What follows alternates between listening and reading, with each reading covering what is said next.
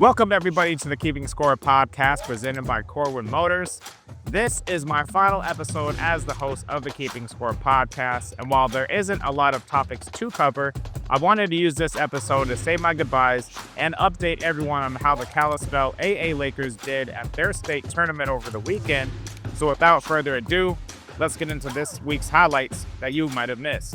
The Lakers had great pitching throughout the state tournament, but unfortunately the offense was unable to get on the same page or provided much of their spark in their two losses, and they were bounced out of the state tournament on Friday night.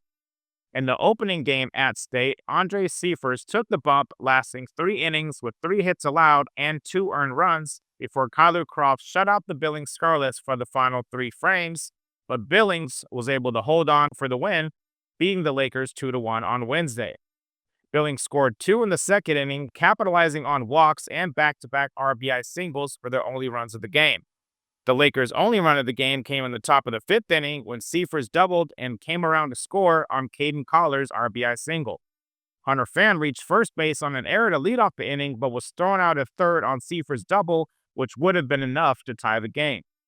In the 7th inning, Seifers singled, followed by Collar's walk, and the timed run was in scoring position before the final 2 batters were retired in order to end the game.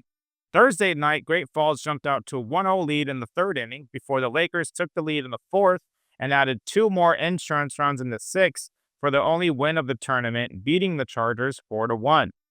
Carter Schlegel singled and stole second on a hit and run and came around to score on Luke Nickinen's single to tie the game at 1 in the 4th. Then with 2 outs, Seifers singled home Nikkinen to take the lead, and the Lakers never looked back. In the 6th inning, it was more Nikkinen as he doubled to advance Schlegel, who came around to score on Seifers' second RBI of the game. Nikkinen finished 2 for 3 with 2 runs scored and an RBI. He also picked up the win on the mound, allowing 9 hits but only 1 earned run and struck out 9 across 5 1/3 innings. Seifers collected a base hit and drove in 2 runs for the Lakers. On Friday, the Lakers lost a heartbreaker to end their season. They were clinging on to a 2-0 lead heading into the bottom of the 6th inning before the Billings Royals plated 2 runs to tie the game and walked it off in the 9th inning to bounce the Lakers and advance with a 3-2 win. In the 2nd inning, the Lakers loaded the bases with no outs, but could not get the big hit they needed.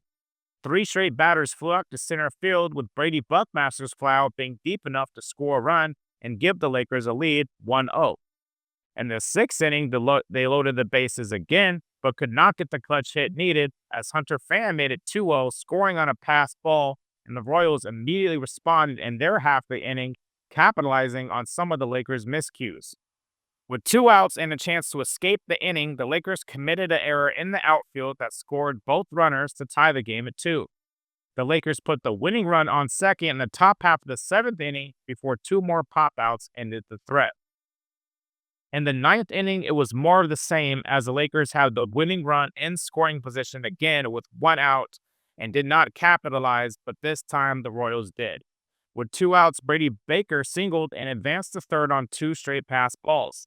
The following batter, Ryder Murdoch, singled home Baker for the walk-off win and ended the Lakers' season. Nevertheless, it was a great season for the Lakers as they put themselves in a position to win the state tournament, thanks largely in part to great pitching, including Jackson Hino's final performance where he pitched 5 1/3 inning, not allowing an earned run. Austin Brennan pitched the final 3 1/3 frames to keep the shutout alive as all 3 of the Royals' runs were unearned. The Lakers finished the season with a 38-21 record. The AA state title was claimed by the Missoula Mavericks, and Bozeman won the A title. Well, folks, that's going to wrap up this episode of the Keeping Score podcast presented by Corwin Motors as my time as host comes to an end. I've enjoyed covering high school sports over the past year in the Valley, and I hope I did a good job of giving these incredible athletes the recognition they deserve. Until the next Keeping Score podcast, y'all take care. Thanks to Corwin Motors for sponsoring the Keeping Score podcast. At Corwin Motors, they're proud to be family-driven for over 100 years. Their commitment goes beyond selling cars. They're dedicated to serving our community and providing you with the highest quality vehicles to fit your lifestyle. Whether you're searching for reliability, style, or comfort, they got you covered. They understand that you rely on their website for accurate and up-to-date information, and it's their promise to deliver relevant, detailed content that meets your needs. So if you're in the market for a new Chevrolet or just want to learn more, visit CorwinMotorsKalispell.com.